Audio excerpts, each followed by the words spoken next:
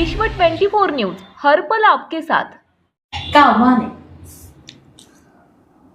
प्रभाग क्रमांक 20 मधील ज्या समस्या आहेत, ज्या वर्षानुवर्ष कोपरीकरांच्या ज्या समस्या आहेत, ज्या आजपर्यंत कधीच कुठल्या लोकप्रतिनिधीच्या माध्यमातून सुटल्या नाहीत, त्या समस्यांवर जोर देऊन आणि त्या समस्या सोडवण्यासाठी आम्ही लोकांना आवाहन केलेलं आहे। लोकांपर्यंत प्रचार करताना घरोघरी जाऊन त्या समस्यांची जाणीव करून दिलेली आहे आणि त्या समस्या आम्ही कशा सोडवणार आहे आमच्या माध्यमातून, माझ्या पक्षाच्या माध्यमातून हे लोकांना आम्ही घरोघरी जाऊन सांगितलेलं आहे।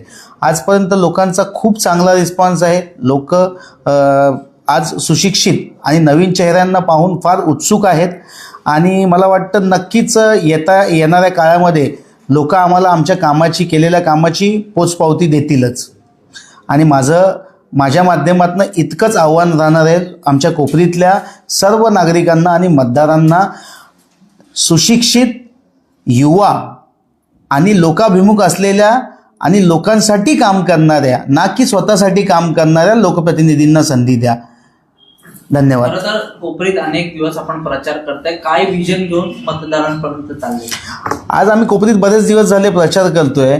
आज आमच्याकडे सगळ्यात मोठा डेव्हलपमेंटचा विषय, इन्फ्रास्ट्रक्चरचा विषय, ड्रेनेज टू सेवरेज, हे सगळेच प्रश्न आहेत। आज गेले 25, 30 वर्ष झाले कोपरीची लोकसंख्या, आमची पॉप्युलेशन 2 पटीने 3 पटीने वाढली आहे, पण त्याच ड्रेनेज लाईन आहेत, तेच सेवरेज आहेत, तेच रस्ते आहेत, पार्किंगची समस्या आहे। आज कोपरीतला जो मतदार आहे, जो नागरिक आहे, जो ठाण्यात इतरत्र मायग्रेट होत आहे, का? कारण सोयी सुविधांचा अभाव आहे।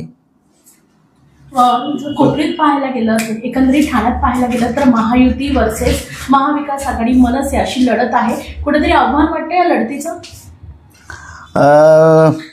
नक्कीच या गोष्टीवरती मी एक बोलेन की महाराष्ट्र नवनिर्माण सेना आणि आमचा शिवसेना उद्धव बाळासाहेब ठाकरे, सन्माननीय राजसाहेब ठाकरे आणि सन्माननीय उद्धवसाहेब ठाकरे, या ठाकरे बंधूंची युती झाल्यानंतर मराठी माणसाचं मला वाटतं 2 दशकांचं स्वप्न आज पूर्ण झालेलं आहे। आणि आजपर्यंत महाराष्ट्रासाठी नक्कीच ठाकरे परिवार उभा राहिलेला आहे छातीचा कोट करून। त्यामुळे मराठी माणूस नक्कीच यंदा आम्हाला निवडणुकीत भरघोस मतांनी निवडून आणेल, ही आम्हाला आशा आहे। पण आपल्या समोर 4 टर्म उभे राहिलेले नगरसेवक आहे आणि त्यांची लढत आहे। कुठेतरी आपण मतदारांकडे पोचताय, काय नाराजगी आहे समोरच्या करता कॅन्डिडेट्स कडून, असं काही उदाहरण आपल्याला पाहायला मिळाले का? बघा, एक तुम्हाला सांगतो, माझ्या बाबतीतही काही लोकांकडनं अपप्रचार केला जातो की राजेश वायर पाटील हे स्थानिक नाही आहेत। प्रथम तर तुमच्या चॅनलच्या माध्यमातून सांगू इच्छितो, ठाण्याचे पहिले लोकनियुक्त उपनगराध्यक्ष बबनराव शिंदेंचा मी नातू आहे, जे कोपरीत इतके वर्ष नगरसेवक होते। त्यामुळे माझ्या आजोबांनी काय कामं केली आहेत कोपरीमध्ये हे सगळ्या लोकांना ज्ञात आहे। जे अपप्रचार करतायत, मुळात ते आजपर्यंत कोपरीतले मतदार आहेत का त्यांनी ठामपणे सांगावे।